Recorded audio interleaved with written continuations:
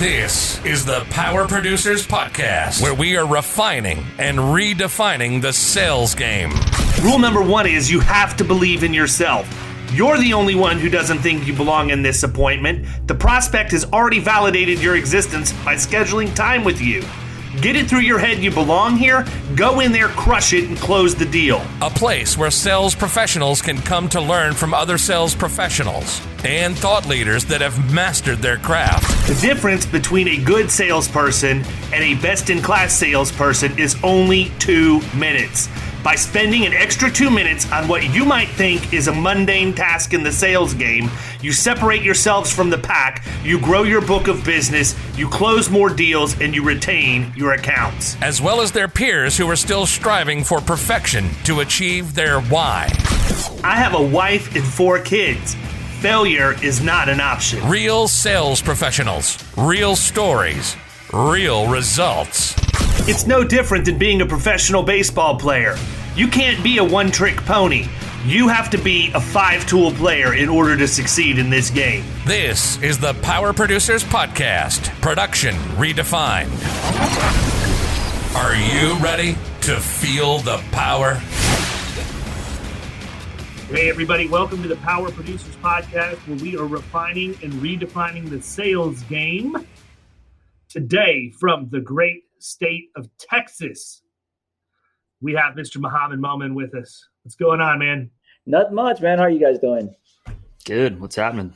So listen, you're in Austin and other places. I don't even know that I understand the exact depth of your agency as far as how geographically spread you are. Why don't we take 2 seconds quick though and give everybody kind of a overview of the biography of Mohamad. What's your story? Where did you come from? How did you get into insurance? So I have a technical background. I got my bachelor's in electronics engineering. So I was doing that for a while and bought into a franchise operation, just strictly auto stuff. And it didn't work out so well. As soon as I got in, the whole franchise went belly up.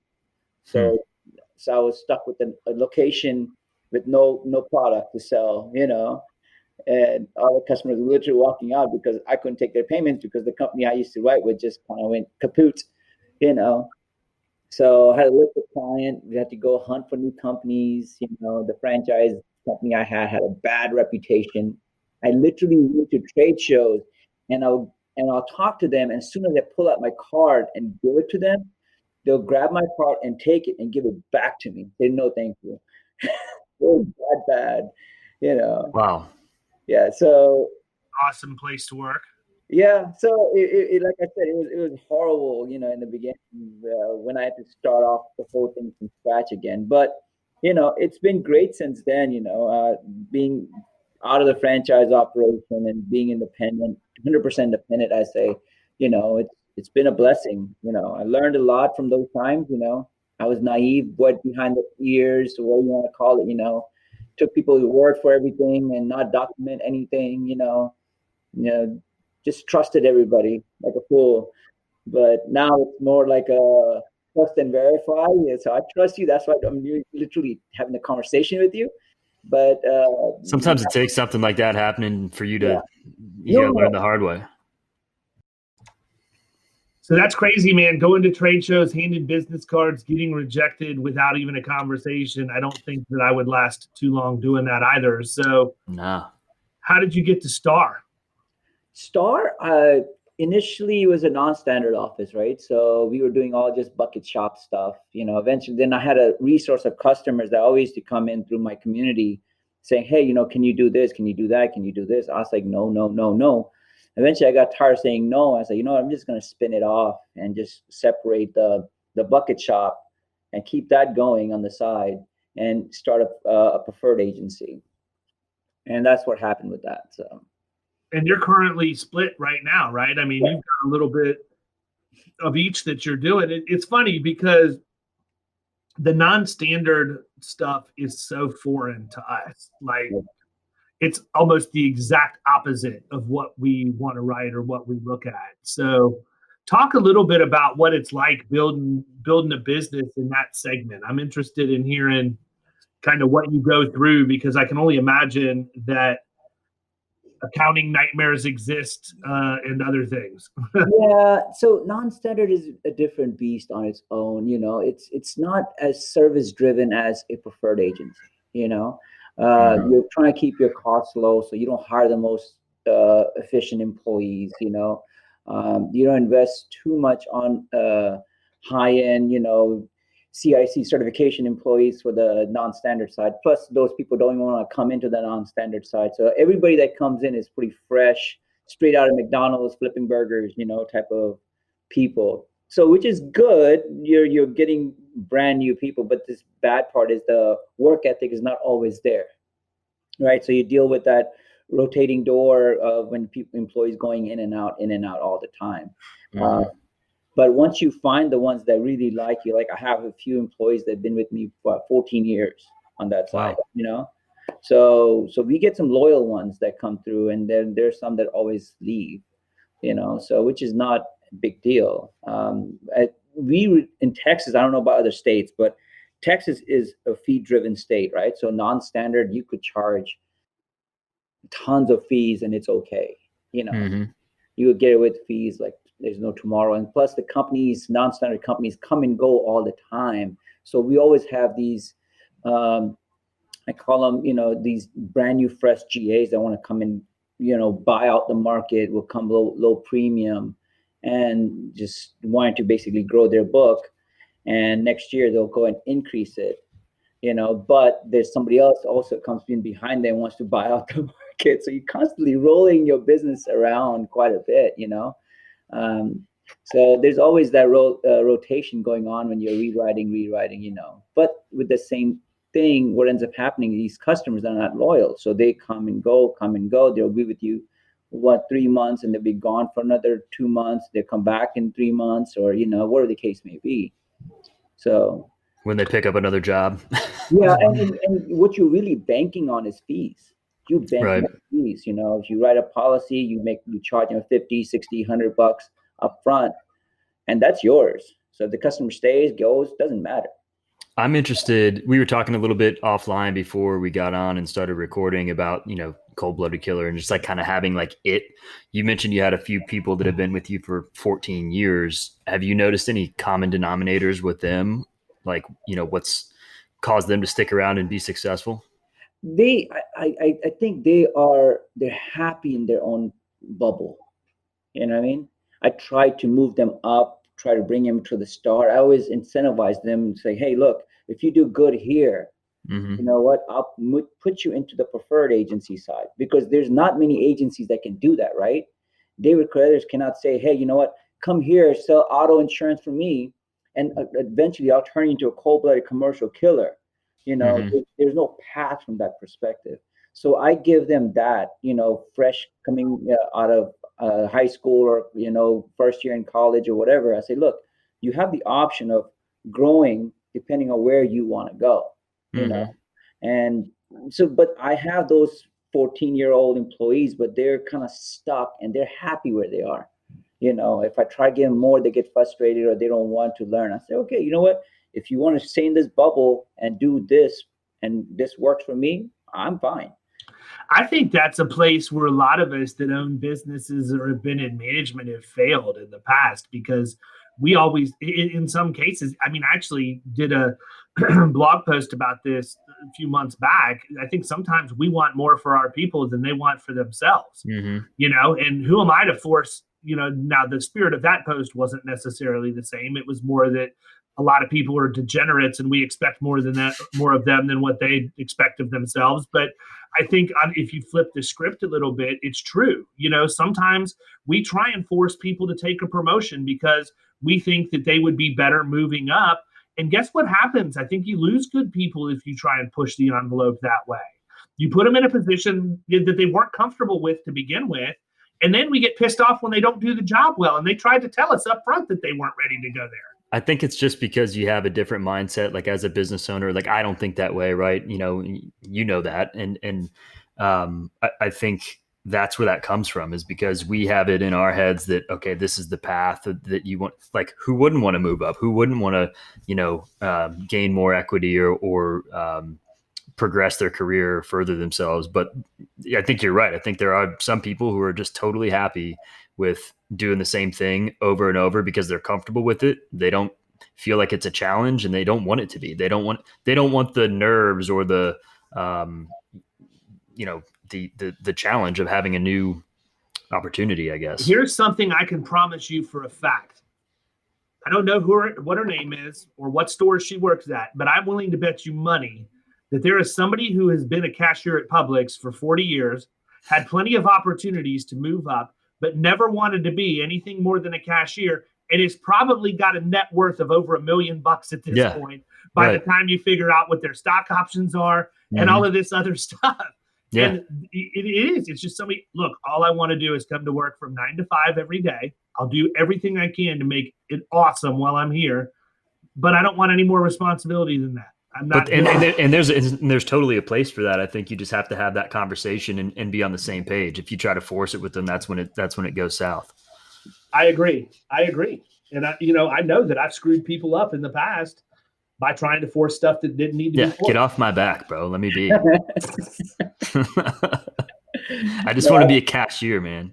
So do you have a success story of somebody that started out in the non-standard that you've moved through to the preferred agency that's done well? Yeah, like my GM right now, right? So my GM started off at a non-standard agency with me. And she worked, and then she left. She worked for another commercial agency for a while. Then she worked for another as a management. Eventually, I brought her back in as my commercial person and my Starr Insurance, because that's what she was doing. And then eventually I made her my GM. So there's always these, and I tell, there's one girl named Starr Carbajal. I use her as an example when we have meetings. Starr came to me when she had like 6 months of insurance experience working for an agency. And now she works for another agency called Freeway as their regional manager, and I tell all my employees, use me as a stepping stone. Come here, learn, because I don't expect you to work for me for the rest of your life, but I want you to grow with me and at least max out as far as you can go with me, then move up and eventually maybe come back like Ruth did, where she maxed out at that time. I didn't have a preferred agency to put her in. So she maxed out non-standard as much as she could. She got tired of auto and selling renters. She went to another agency, sold home and the commercial, went to a big GA doing call center type of stuff, and then eventually came back over here. So it was a full circle, So we get plenty of those. But, as an agency owner, it just hurts to see a potential in somebody and they're not maximizing that potential. It's like, you're so much capable of doing more, but just come on, just work with me. I want you to grow, and these agents that are with me for 14 years, it hurts me to look at their lifestyle and say, 14 years ago, you're in the same place as you are now. You haven't really improved in life. I look at your salary for the last 14 years, it hasn't really increased that much, and I can't pay you more than what you're actually doing. So It's just like, why, Yeah. Yeah, it's crazy, man. I just think that because of the way we're wired, we're in the position we are, and it makes it difficult to understand when people are willing to settle for less. Yeah. And it's not that there's anything wrong with it. It's just that doesn't compute with me. I mean, there's never anything in my life that I've done where I've walked in and said, I think I'm going to be average. Yeah, I think I'm going to go out and be okay today. Yeah. We'll hit the middle of the road with perfection. I'm not going to do too much, but I'm also not going to do too little. I'm going to get out and I'm going to make today the most okay day of the week. It's just not how we're wired. Right. And some people are, and we need to accept that. And if you're an agency owner out there and you've had that issue, maybe you find some level of agreement with that. If you're a producer out there, you're probably not going to understand that at all, because that's why you're a producer.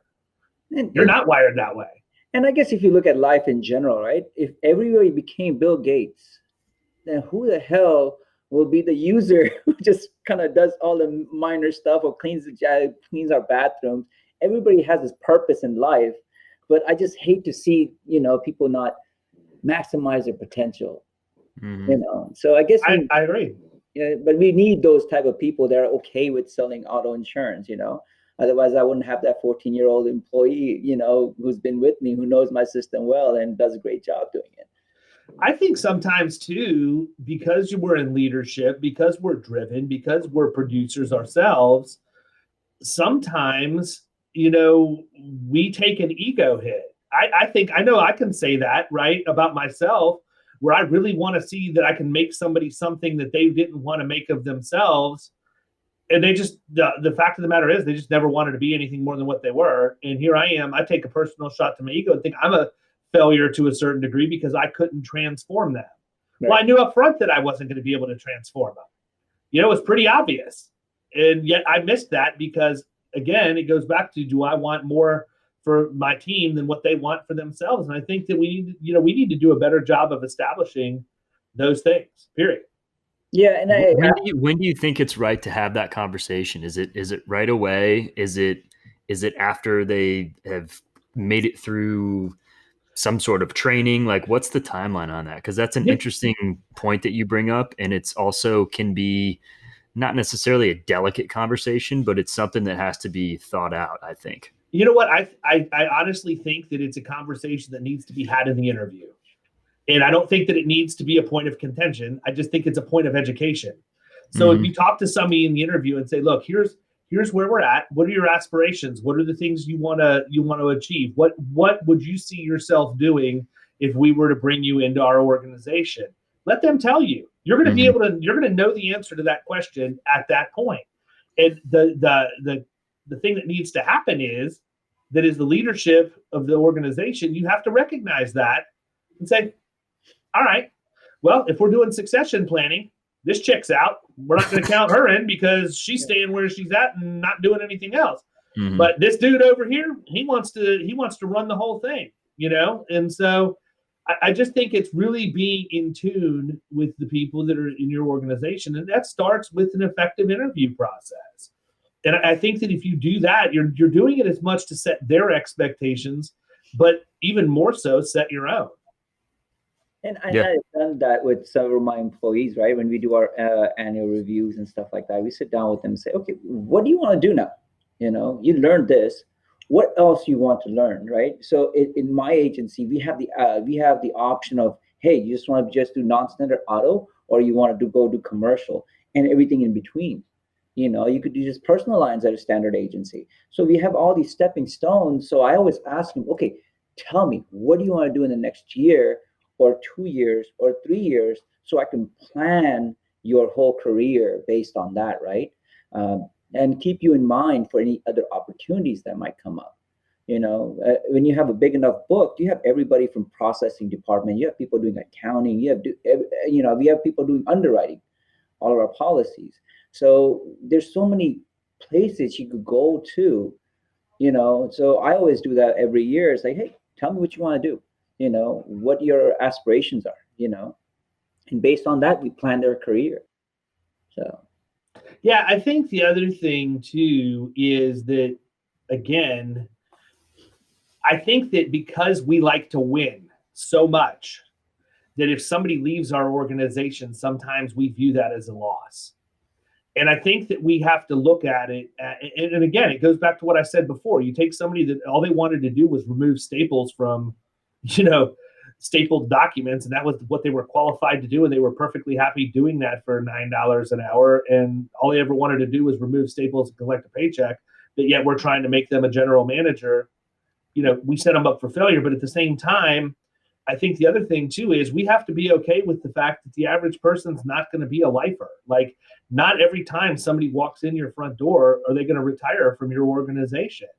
And I know, I have the conversation when I interview people, and I just very clearly tell them, look, I want this to be the last job you ever have. That's my goal, is I want you to never leave, and I want to do what I can do to equip you to give you the opportunity to advance and stay and whatever else. And I think that people buy into that, and then they get in and realize, okay, well, that was a great line, but I do have to work and I do have to perform, and I'm expected to show up, and all these things.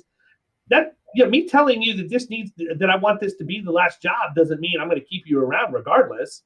Right. But, I do think that also, again, knowing how I'm wired, I like to win. And if I bring somebody in and I invest in that person and I look at it, I think it's probably more prevalent if it's somebody that's on the service side of the business, because that's a sinking hole to me. Yes, you're getting a return on your investment because tasks are getting done that need to happen, but it's not like putting money into a producer that didn't go multiply that money that you've invested. The service people are a little bit more difficult. And because of that, I think that if you bring somebody in and you devote every ounce of resources that you have available to them, you get them training, you get them licensed, you get them designations and all the things that we do, and they turn around and go somewhere else, it's almost like getting divorced from your wife, or your husband, ladies, and you get offended by that. Like, what did I do? Why aren't you sticking around? I thought I gave you a great place to work. What opportunity could have been better? And at the end of the day, maybe it's just that those people were only meant to be there for 2 or 3 years, and that's what you should have accepted on the front end, and just focused on getting the best 2 to 3 years from them that you possibly could. So let me ask you a question then. Where do you draw the line? If you had employees that are with you for 14 some odd years, right? Where do you draw the line between being an awesome boss to a friend? Because I think that gets, after the long term, that area gets really gray, right? So you always have to really walk that fine line where being a friendly versus friend. You know what I mean?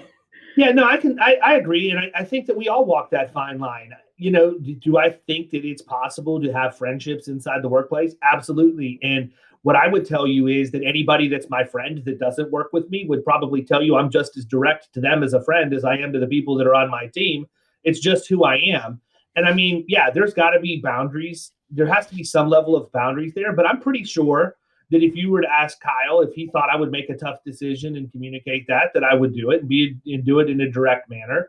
And I would like to think that he would understand that it was under the guise of professionalism and what was best for the agency. And if his goals are aligned with mine, and I've done a good job of casting the vision for where I want the agency to be and everything that needs to happen, if I bring up something that didn't align with those goals, there shouldn't be an issue with us addressing that and then pushing past it and moving on. I think a lot of the time, I think a lot of the time what happens is people get their feelings hurt. Yeah.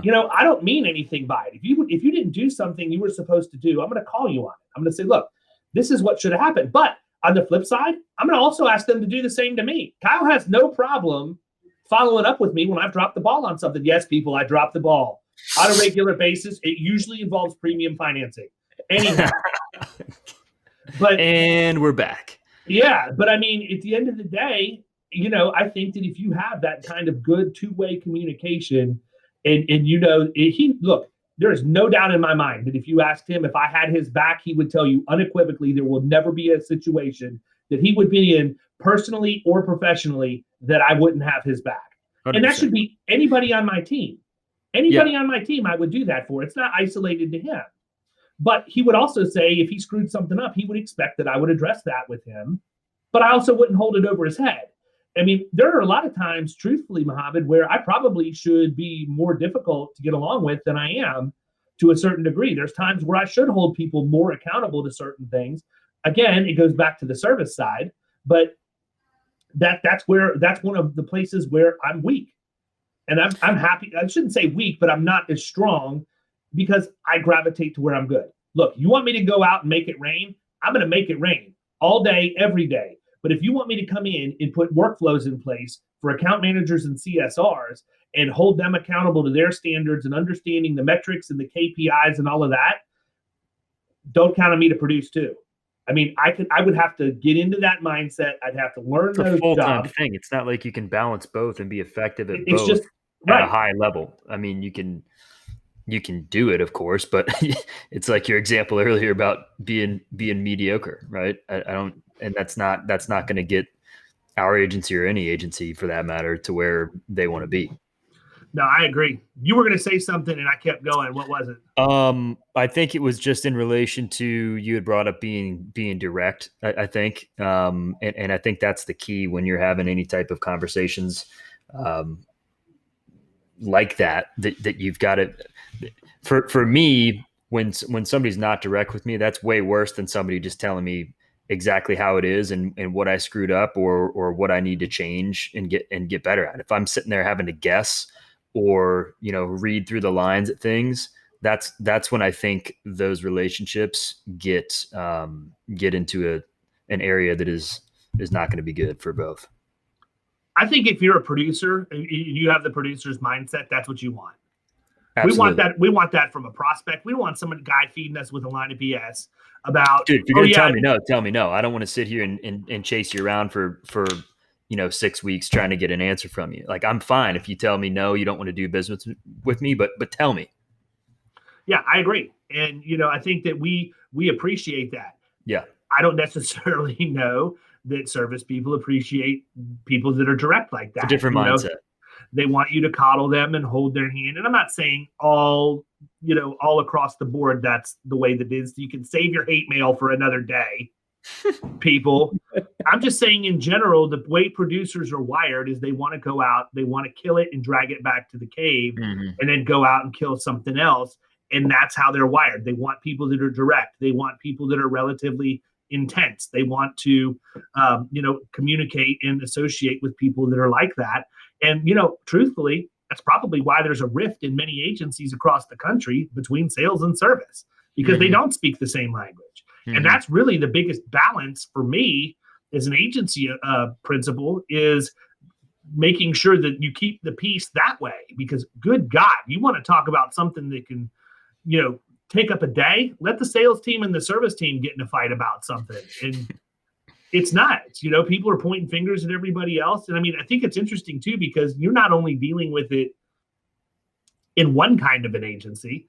I mean, your agency to me sounds like a freaking Rubik's Cube, man. You've got NonStandard, you've got your preferred and your commercial and all of that other stuff. So you have to wear a lot of hats. That's got to be, how do you not have white hair, man? It is kind of crazy, to be honest with you, and I think I mentioned this before, where at the Jason Cass meetings, where I feel like I'm riding a boat down the stream with one foot on one boat and the other foot on the other boat. It kind of gets crazy after a while, where you have to literally change your mindset from service at preferred side and fees on a non-standard side, So it is really totally opposite side of the of the insurance, and it does go crazy sometimes, Well, how do you balance it? I literally had to get a GM to do that, because there's a lot of babysitting, a lot of BS stuff that goes on the other side, and I had to. That's why I brought it. My GM is like, hey, you know what? Here you go. I'm not going to micromanage you. You show me results. I'm fine with. You come talk to me about issues you're having. I give you solutions, and then you go execute. So I had to literally let it go from that perspective. I had to put this wall of GM between me and she handles everything else. So that kind of helped me focus more on the preferred side. Before that, it was, a few days there, a few days here, a few days there, a few days here, where you get really a mediocre agency in essence, because you're not there or there. So being that you've got like the non-standard and the preferred going on, and it seems like you're kind of got your hand in different jars. What kind of niches are you guys in? So on the Starr Insurance side, it's purely retail and commercial. So it'd be like convenience stores, gas stations, your liquor stores, shopping centers, LROs. So 99% of my clients are Asian, right? So I've been approached by other agencies to, hey, let me buy your agency out. I said, look, unless you're tan like me, I'm not going to stay with you. If I sold my agency to David, most likely all those clients will be gone in a year or two. Hey, I get pretty dark in the summer, man. It's purely based on relationship, and they prefer to deal with people within their own community or their own ethnicity or whatever the case may be, because we speak their language, and that's one thing we kind of build our the whole business on. Yeah, no, I think that makes sense. And I mean, it's look, we could make this a really controversial topic, or we could just lay it out, right? I mean, I don't think that it needs to be controversial. I see it all the time. I see that people from Tarpon Springs that are Greek typically deal with Greek agents because of what you said. Jewish people, in my experience, typically deal with other Jewish people. Again, alignment of values, they speak the same language and all of that. I wouldn't expect anything other from, ethnicity, right? I wouldn't think that if you and I were going to compete at the point of sale and we were going after a convenience store that was owned by somebody of the same ethnicity as you, I'm probably going to lose that deal. I get that, right? I don't know that there's anything wrong with that. I just think that a lot of times, it goes back to using things that you can use to your advantage and leveraging that. Right? Kyle should be only doing business with people who have beards. Like that's it. I don't think... That's right. No, I agree with, but it's human nature, right? We only do business or hang around with people we're comfortable with, right? So I don't think it's bad or good. It's just human nature. Path of least resistance, right? I feel comfortable with David. I'm gonna hang out with David. If I'm not comfortable with Kyle, I'm not gonna hang out with Kyle. You know what I mean? It is what it is. Whatever, bro. Yeah. Well, it goes back to what I say all the time. When my kids ask me, what do I do for a living? I get paid to make friends. That's it. And all I really want to do is I'm going to go out. I'm going to work with people that I know. And that's one of the questions that I ask myself. Is this somebody that I would hang out with socially? Is this somebody I would surround myself with? Because if I wouldn't, then why do I want to work with them in a business setting either? It's not going to be enjoyable. And that's why one of the reasons why literally every one of my clients is somebody that I hang out with outside of going back and forth. They know that I have their best interest in mind. And, in the occasion that I might mess something up, they don't have a problem calling me on it because they know, number one, I'm perfectly comfortable with them calling me on making a mistake. And number two, I don't come up with a bunch of BS excuses as to why it happened. I own it and move on. Mm-hmm. And again, it goes back to, can you have relationships inside the office that are friends?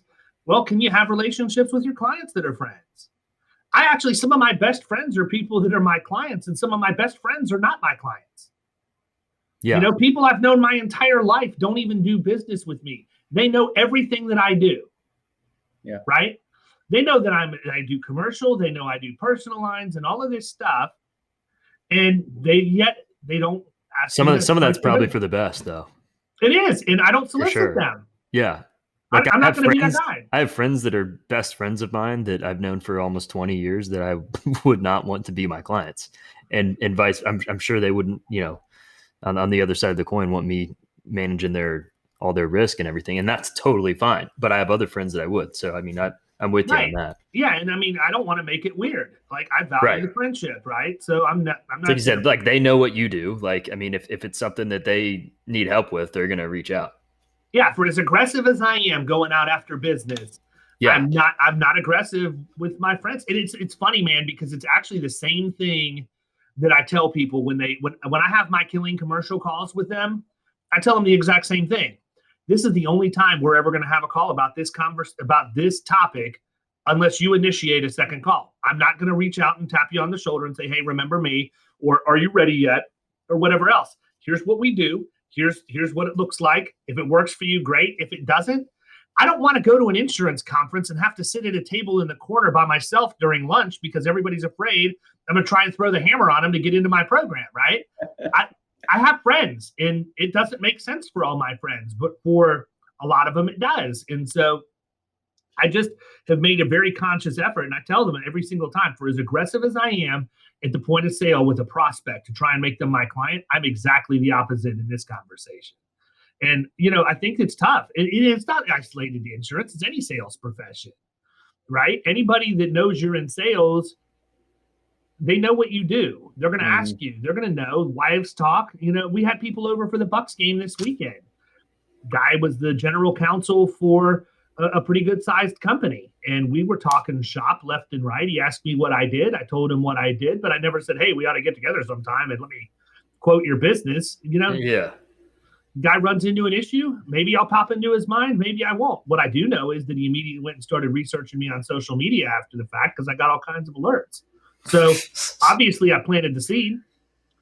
but I did it in a way that wasn't obnoxious. And if he called, when people reach out to you to have a business discussion, or they want to talk to me about insurance or risk management, and that is the framework of that discussion, then the rules are already established. Now I'm in professional mode. If you're over to talk to me about the Bucks, I'll sit there and talk about the Bucks. I might throw the Rays and the Lightning in. We do have a realistic opportunity to run the trifecta. Oh, that'd be so sick. Disappointing game last night from the Rays, though, man. Well, I wrote that one off immediately because Garrett Cole was starting and he owned us last year. So I figured we were going to start 0-1. I was pleasantly surprised. I fell asleep. It was 4-3. And then when I woke up this morning, I'm like, oh, this didn't end nearly as well as I thought it would have. Didn't Stanton hit a grand slam at the end? I think probably I heard that. Yeah, that might be where the 9 came from. Him or Judge. I think it was. No, Stanton. It was him. It was him because I watched one of my buddy's Facebook. No, feed. It was 4-3 in the I think at the top of the 8th, and I had switched back to the football game, and then I got upstairs and pulled out my phone. I was like, damn, what happened? Yeah, that's what happened to me when I woke up this morning. But I mean, again, going back to the point, you want to talk about sports? We can talk about sports. I'm not going to go start talking to you about my favorite recipe for lasagna in the middle of a conversation about sports. Which, by the way, lasagna sounds really good right now. Yeah, I'm going to make it this week. I just have to determine what day. But anyhow. Thursday sounds good. Do Thursday. It's a very intensive recipe from Cooks Illustrated.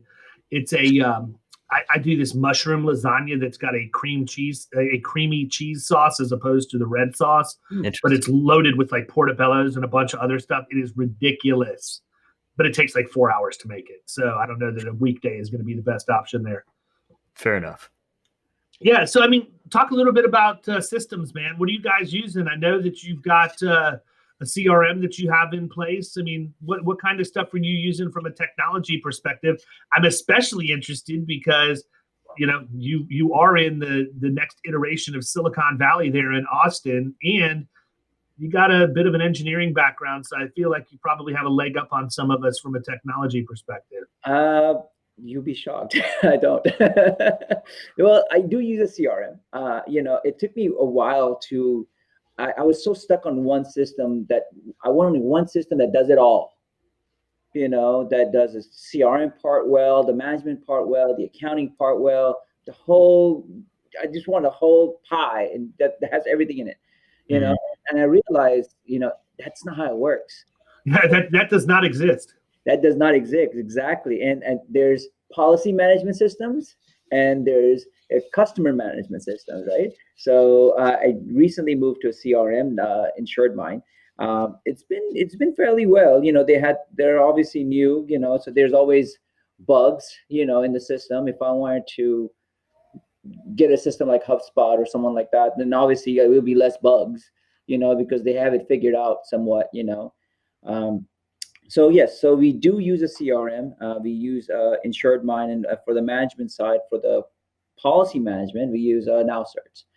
Interaction's been great. Now they are, both way sync. So that's something new. I think all the CRMs are going after two-way syncing. But that also creates a whole bunch of issues. I've learned, with information getting overwritten back and forth. So it does create chaos. But overall, I think it's been better than before,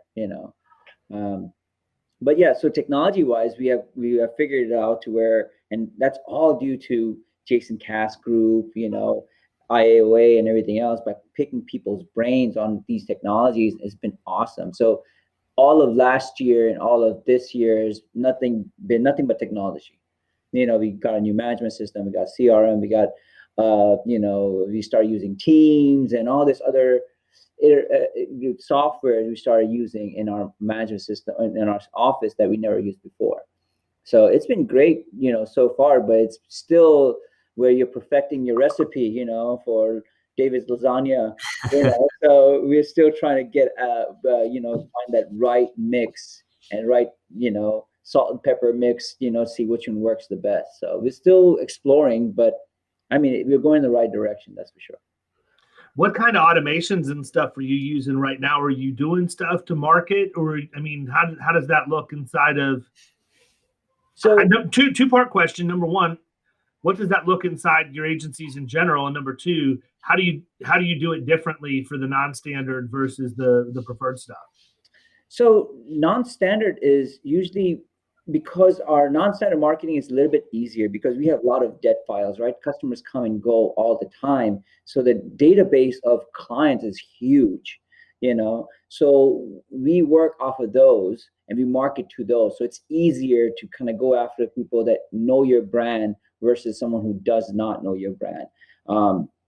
Non-standard always tends to be more bright in your face type of offices. I don't know if Florida has any of those or not, but they're always bright yellow. If they have strobe lights in concrete, I swear to God, non-standard agencies would replace all the concrete with strobe light bricks. But that's how they tend to be. So it's always the philosophy with non-standard office always been, if they can't see it, you can't sell it. So you make it bright as possible. And right now we've been working off our own client database. We use Agency Zoom on that side, and we migrate all our clients. So it's pretty good because it kind of goes after all our debt files automatically. And, so we kind of got that straightened out with Agency Zoom. But on the standard side, it's always been referrals, 110% referrals, philosophy always been is go after the whale. There's a prison mentality. You go into the prison, you find the biggest guy, beat the hell out of him. So I kind of have the same philosophy with commercial, where I find the most influential person, if I'm going after a certain segment, and I'll say, okay, who's the biggest guy in here, and I'll make friends with him, get in his network, and from there everything is easy. So as soon as you bring that big whale in, everything else just follows, because, hey, you could use that as a card. Say, hey, if I can insure David, I can insure Kyle, So that's how I always done the commercial side. I always go after the Davids of the world and tell Kyle, hey, I got David, so I could take care of you easy, Mm-hmm. So. Yeah, that's interesting. So you've got your niche stuff. You're also looking at some things that, from an alternative risk financing standpoint, in terms of captives and things like that. Talk a little bit about your journey through trying to research and put together some of those things. So, because we became a niche and got a hold of nice influential people, it's easy to create, the next phase. Where do you want to go next, right? You got all these customers. Now what do you do? Because you want to secure those guys as much as possible. And it's easy to write one policy or something if you do a captive for a group than to go write individual for each person. You know what I mean?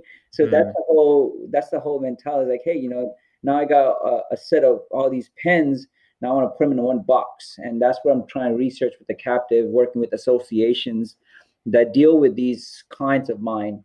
Say, hey, you know what? Why don't we do a captive for you and bring these guys into your captive? This way I could bring in more business from that perspective. So I'm talking to different associations, trying to get that part of the puzzle going, but that's a whole different beast on its own. Oh yeah.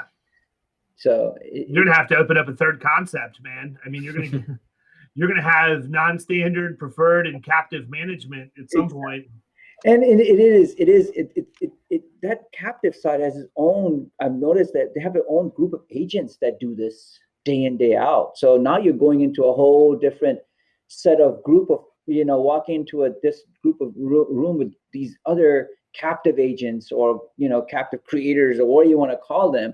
But now you have to compete with them. So it's just really, it's a different mindset, So yeah, but I mean, and again, there's a reason why. It's probably all they do, right? I mean, now you're starting to get into really specialized stuff that could have a high upside, but it could also have crazy consequences. So you better find the big dog in that captive group as soon as possible and make friends with him, so that you or her, that you have the ability to pick their brain. Because again, it's like I talk about trucking insurance. Risk retention groups and captives are not something you want to dabble in. Like you want to know it and understand it. Now there's companies out there that have mechanisms in place that will allow you to have like a pseudo captive, similar to that deal, that MVP program with AmTrust that I sent you the information on, Right. where you're not really going full blown captive out of the box. It just gives you an opportunity to maybe have a preferred segment inside your own business that's, they call it a captive, but it's not, essentially, because you don't have nearly the financial downside in that scenario. But it's a good stepping stone, and it helps you understand. And I think that it's funny because I wonder how many agencies out there pay attention to their loss ratio in January, February, March, April, and May. Right? Once you get to the point that profit sharing is going to kick in, or you have to lock in, people start looking at that stuff. And I think some of them end up getting surprised. Well, if you're running a captive, you better be on it 24/7, 365, because one claim could take the whole thing out if you're not careful. Yeah, and I've learned a lot because I have friends who have actual insurance companies they started, right? And I write for their company, So having their brains to pick, it's been great. They got me connected with Aon, their resources and stuff like that. So having all these puzzles, but it's almost like I see a puzzle, but it's not put together. So I see this piece or that piece or that piece, but trying to put that whole picture together is so difficult with the captive side or the group, retention group side or anything like that, because you don't know what that hole is that you may step on and fall over. And those are the things you try to avoid, But you're right, because if you screw up on a captive, you just lost a whole bunch of clients. Mm-hmm. So you and money. You try to bundle all your clients into one captive, and you screw that up, your reputation is gone. You host. So it is pretty risky move to go into the captive or risk retention groups or anything like that. But if it goes well, then it goes really well. So yeah, it's kind of like putting $5,000 down on a single hand of blackjack. It could go really well or really bad. Yep. So so I'm really rethinking and saying, okay, should I really go down this venture, or what should I do, or just do what I'm doing now, or just go the David Carothers way and just go after the big whales and just keep a whole bunch of small group of whales going on, and grow from that perspective. You know what happens when I would put $5,000 down, if I were ever going to do it. But if I put $5,000 down on a hand of blackjack, let me tell you what's going to happen. I'm going to pull double eights every time. And I'm going to have to split them. So then I'm going to have to put another 5,000 down. And then I'm going to pull a 7 on top of the first one. And I'm going to have to look and see, is the dealer holding a 6, 5, 4, 3? So I know I can stay, or is that dealer showing a face card, which is 99% of the time. So I'm going to have to hit that. I'll pull a 4, so it's a 19, so I'm still not out of the woods yet. On the second one, I'm going to hit it, and I'm going to pull another 8, which means I'm going to have to split it again. You guys know where this story's going. Yeah. Anytime listen, if you ever play cards. You got three of the 4 8s on your hand? No, I'll have all 4 by the time it's over with, because that's how it works every time. When I've been waiting, and then all of a sudden, boom, I want to throw. And I don't play a ton of blackjack, but I used to play a lot. Anytime I throw the big bet out, you can be sure it's going to be something that you have to split. Then you split it again and split it again. And half the time you're doubling down on the split cards too. So what was a $5,000 hand might be like $25,000 or $30,000. You haven't lived until you've seen your kid's lunch money on a blackjack table before. That's crazy, fun. Man. It is fun. The thrill of it is awesome. I love it. You know what? It's funny because I heard somebody one time, and again, this was banter inside of a casino. So I don't know the accuracy or the legitimacy of this comment, but a guy that I was sitting at a table with one time told me that the same endorphins that are released by your brain from cocaine are the same endorphins that are released by your brain when you hit a gambling high.